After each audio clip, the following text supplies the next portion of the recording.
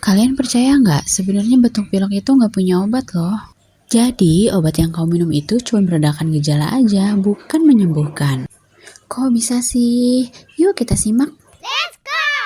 Batuk pilek biasanya disebabkan oleh infeksi virus, seperti rhinovirus, coronavirus, dan influenza. Sangat tidak disarankan penggunaan antibiotik ya, karena antibiotik itu bekerja untuk membunuh bakteri, bukan membunuh virus. Jadi, gimana dong cara mengatasinya? Naikin sistem imunnya, Bun. Sistem imunlah yang bertugas melawan infeksi virus. Aku percayakan kepada Imbus Kids Sirup. Selain rasanya yang manis, harganya juga terjangkau.